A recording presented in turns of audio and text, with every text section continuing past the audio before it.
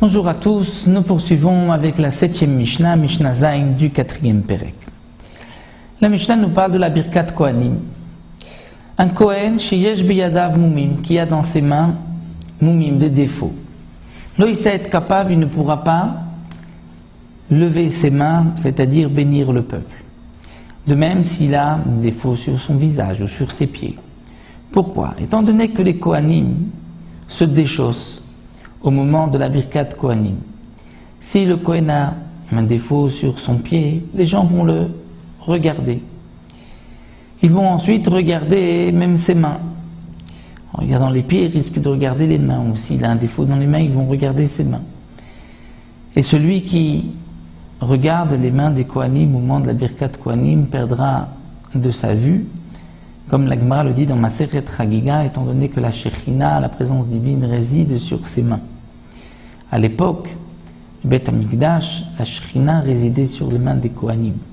C'est donc pour cela qu'il ne fallait pas regarder les Kohanim. À l'époque, les Kohanim ne couvraient pas leurs mains d'un talit. Aujourd'hui, on se doit aussi de ne pas regarder les mains des Kohanim, les Kohanim, parce qu'on risque d'être déconcentré dans la bénédiction. C'est pour cela que les Kohanim vont couvrir leur visage, leurs mains, et c'est pour cela aussi que certains ont l'habitude de couvrir les enfants pendant la Birkat Kohanim afin qu'ils puissent se concentrer et ne pas regarder les Kohanim. Donc un Kohen qui a des défauts ne fera pas Birkat Kohanim. Rabbi Yehuda dit Af mishayu yadav tzvuot istis upoa, même le Kohen qui a les mains qui ont été teintes par de la couleur istis bleue ou poids ou de la couleur rouge, là aussi il va attirer le regard, donc il ne pourra pas faire Birkat Kohanim. Lo iset kapav mitne sham mistaklim bo, parce que le peuple regarde les mains du Kohen.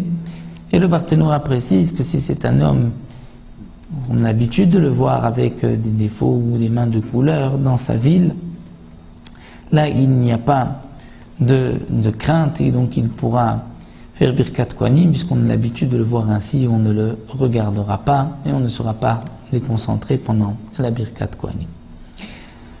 Nous nous arrêtons là à la 8e Mishnah.